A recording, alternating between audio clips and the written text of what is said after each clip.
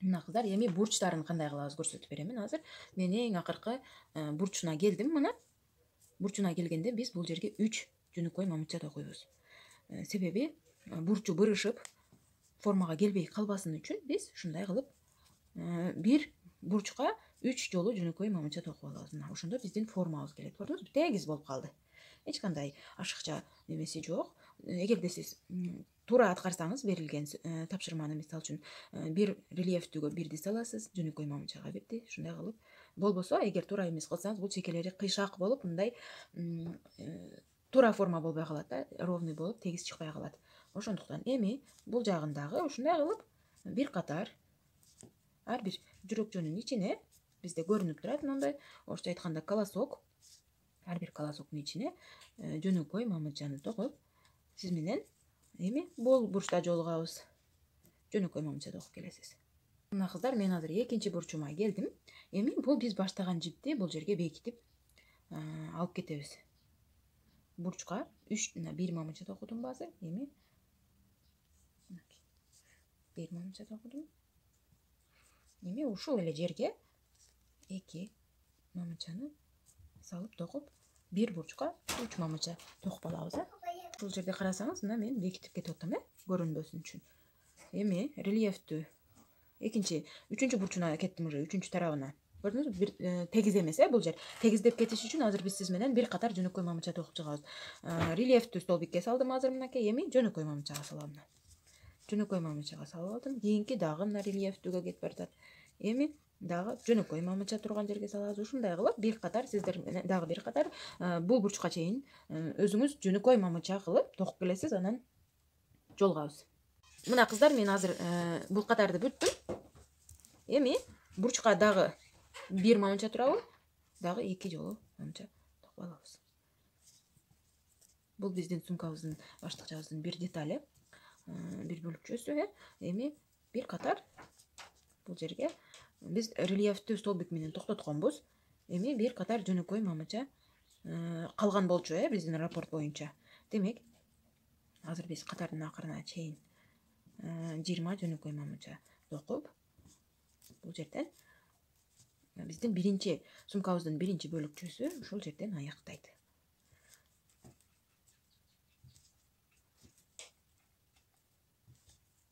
Ушундай кылып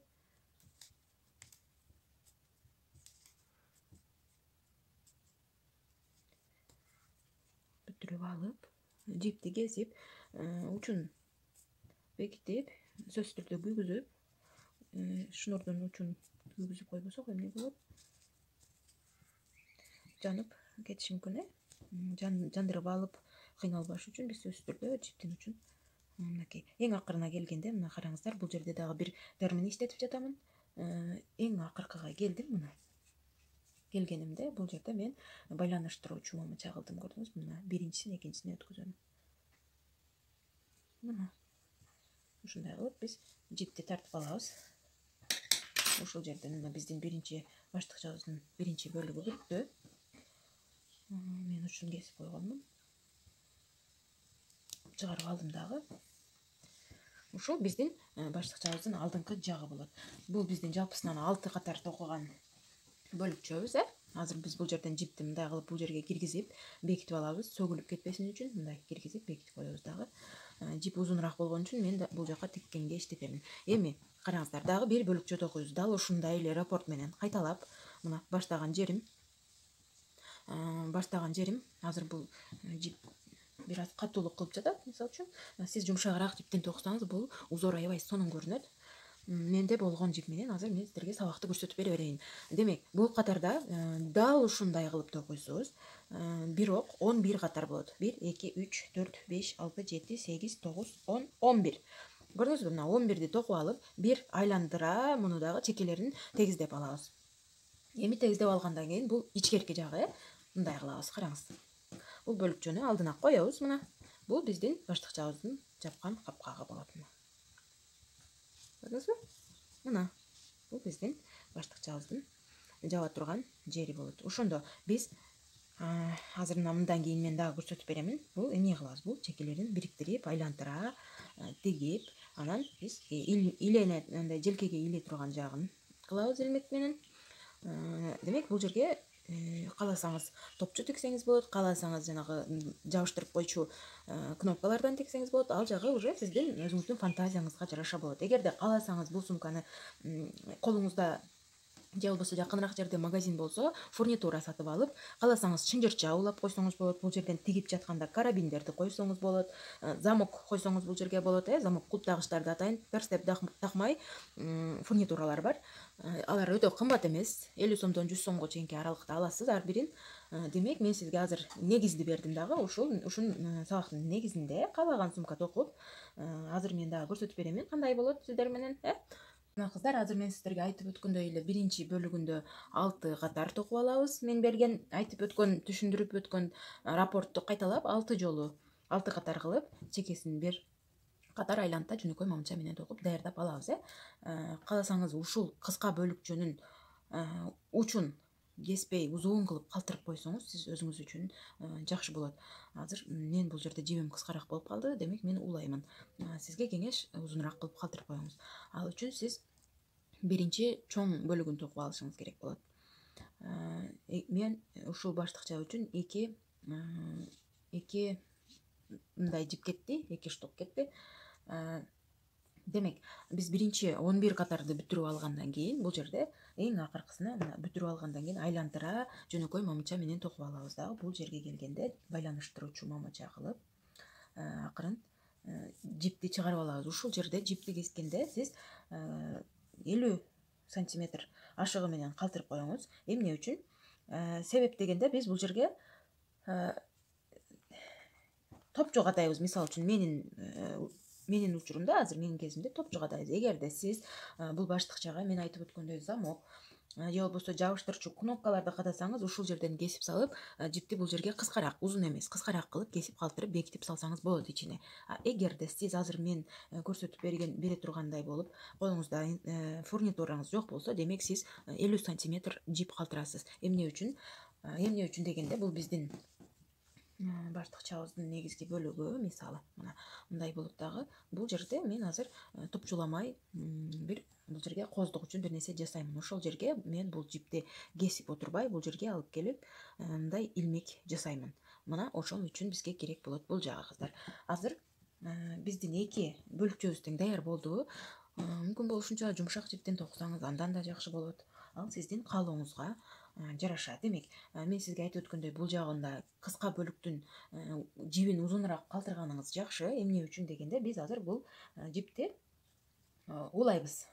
Жипти улап, биринчи бөлүк менен экинчи бөлүктү улап токуп чыгабыз. Ал үчүн эмне кылабыз? Биз атайын белгилеп алып, бул жерде сиздин жаныңызда, колуңузда маркер болсо маркер менен белгилеп алыңыз. Маркериңиз жок болсо жөн гана жип менен дагы белгилеп алсаңыз болот. Себеби бул чекесин санайсыз канча мамыча чыгат, бул чекесин санайсыз канча. Мисалы, менде азыр 15 чыгып атат, 16 чыгышы мүмкүн. Ар кандай өзүңүздүн токуу жыштыгыңызга карайсыз. Мисалы, мен азыр бул чекесин жакшылап көрүп алып, сизге азыр жип менен гана көрсөтүп берейин. Белгилеп кое турасыз бул жерге. Мына ушул жер экенин билиш үчүн. Эми мына жөн гана белгилеп алдым. Эми бул жагынан дагы дал ушундай кылып белгилеп алдык. Тегиз болушу үчүн жумушубуздун мына жөн гана белгилеп алдык. Эми эмне кылабыз? Биз деген ушул жерге биринчи бөлүк менен экинчи бөлүктү байланыштыруу үчүн тартып алып, бир жолу аба илмегин жасайбыз. Эми бул жерде биз мындан мурунку бөлүктөрдө биз эки гана бул катардан жүрөкчөдөн бир гана жүрөкчөдөн өткөзүп жаткан болсок, эми биз баштыкты айлантырууда, бириктирүүдө эки жагын 4 жүрөкчө, мынакей 2 жүрөкчөнүн 4 стенкасынан өткөзөбүз. Көрдүңүзбү? Мынакей 4 стенканы бириктире, айлантыра жөнөкөй мамыча токуп чыгабыз. Мынакей ар бир мамычанын ичине 4 катарынан өткөзүп алып, мындай кылып сиз менен жөнөкөй мамычаны токуп чыгабыз. Көрдүңүзбү? 4 жипти бириктирип,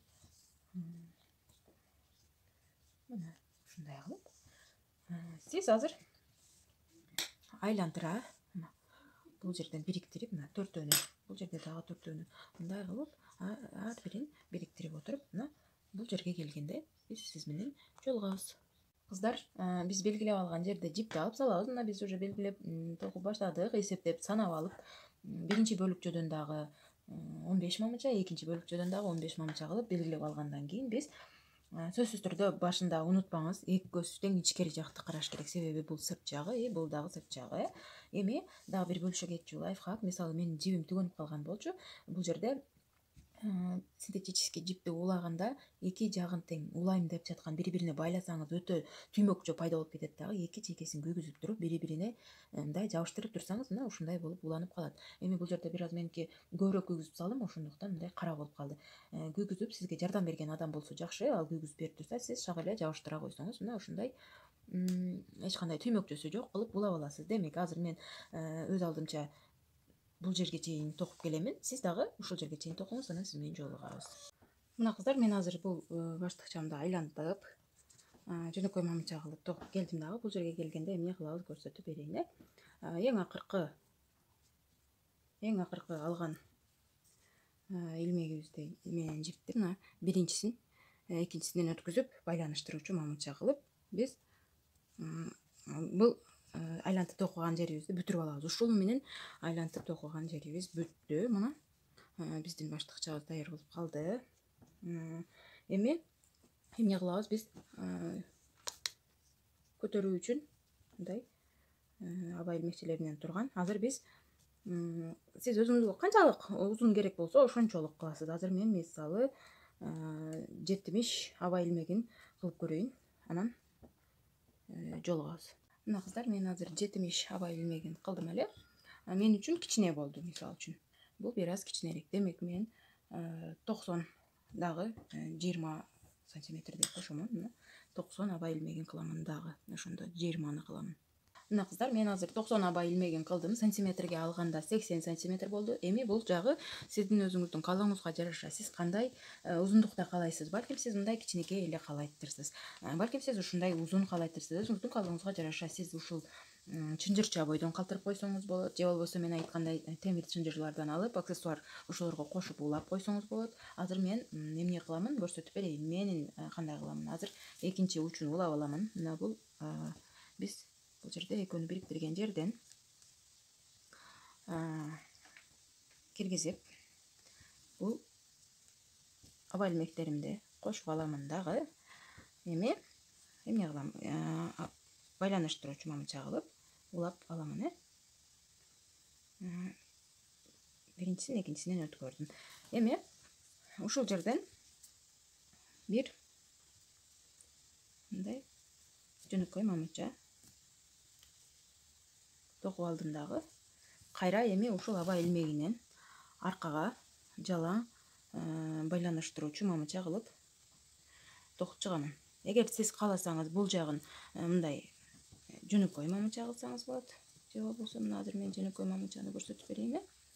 Мына жөнөкөй мамыча кылып эле бир катар ушул аба илмекчелерине мына ошондо сизде мындай шнур, мындайча айтканда көтөрө турган жиби пайда болот. Эгерде азыр мына ушул жерден биз салыштыруу үчүн байланыштыруучу мамыча кылсак бул жагын айырмасын көрөбүз. Азыр мына сиздин ремень жагы көтөрө турган сумканын бир аз жөнөкөй мамычага караганда байланыштыруучу мамыча кылсаңыз бир аз ичкерээк болот дагы. Ал эми сиздин бул жагы өзүңүздүн фантазияңызга жана каалооңузга жараша болот. Көрүнүп жатат деп ойлоймун. Албетте камерага тартуу бир аз кыйыныраак, ошон үчүн түшүнүү менен кабыл аласыз деген үмүттөмүн. Мына эми караңыз, даярдап алдык. Салыштыруу үчүн бул жагы азыр биз бул жерге чейин жөнөкөй мамыча менен токуп келдик. Ал эми бул жагын биз байланыштыруучу мамыча кылдык. Мына бул байланыштыруучу мамыча, ал эми бул жагы жөнөкөй мамыча. Азыр мен бул катарды бүтөйүн. Сиз өзүңүз каалагандай кылып бүтүрүңүз. Мына эки түрүн көрсөтүп бердим. Же байланыштыруучу мамыча, соединительные столбики, же столбики без накида. Кыздар, мына мен азыр ременимдин кыркысын калдым. Аба илмегинен жөнөкөй мамыча аркылуу токуп келдим. Мен байланыштыруучу кылбадым. сиз өзүңүз каалагандай кылыңыз. Эми эң акырына келгенде биз эмне кылабыз? Мында дагы байланыштыруучу мамыча аркылуу жумушту бүтүрөбүз. Мынакей ушундай кылып өткүзүп алабыз. Жибибизди ушул жерден бир аз узунураак кылып, мисалы үчүн 10 сантиметрдей, 15 сантиметрдей узунураак кылып калтырып, сиз жибиңизди бекитип коесуз. Мисалы биз азыр керек эмес жагын алабыз дагы. Менин жибим түгөндү, ошондуктан чыгарып азыр көрсөтүп берем. Мынакей. Эми бул жерден ушунча кесип алабыз дагы.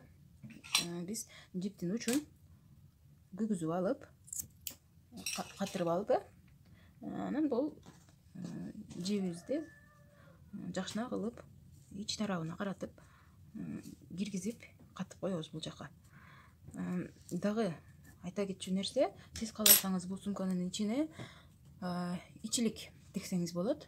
Мата даяр материал табасыз, базардан алып келесиз, же болбосо үйдө өзүңүздө болсо атайын ушул сумканын ичине тиге турган ичиликтер бар.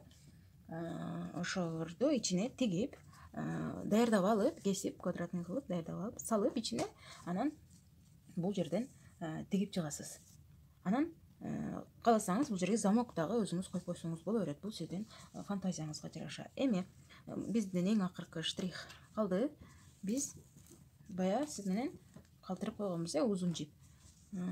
Эми бул жерде кесип, кайра улап отурбайын деп узунураак калтырганмын.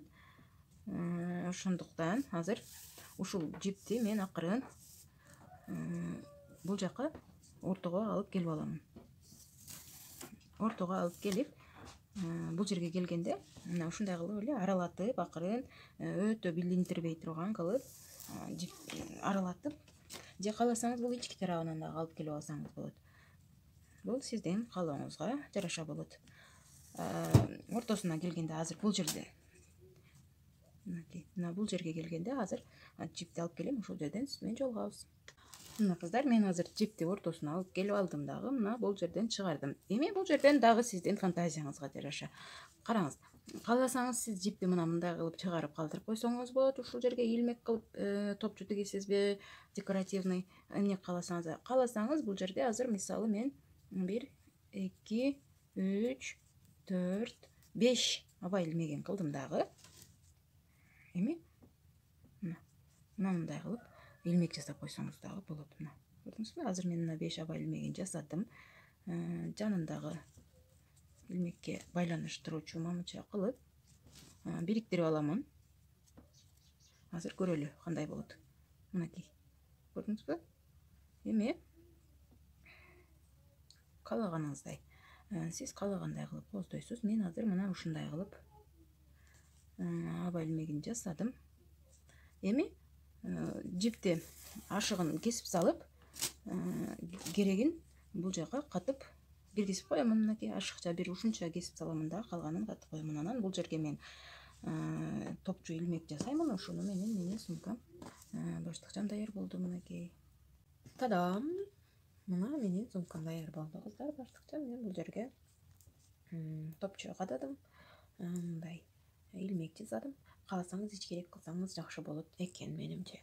Мындай асынмайы бар. Эми бул баштыкчага эмне батат? Кааласаңыз бул баштыкчанын ичине ичилик материал тигип койсоңуз болот. Материалды даярдап, кесип алып, анан ичине салып, бул жерлерин тигип коесуз. Кол менен тигип чыгасыз. Демек, биздин баштыкчабыздын ичине телефон, бир кичинекей блокнот же болбосо китеп, мына ручка, эң керектүү гана нерселерди салдык. Жапмайын жаптык. Мына мындай кылып көтөрүп кете беребиз. Анда эмесе ийгилик кыздар, өзүңүздөргө токуп ушундай сумканы өз колуңуз менен жасаган баштыкчаларды көтөрүп жүрүңүз. Ийгилик анда.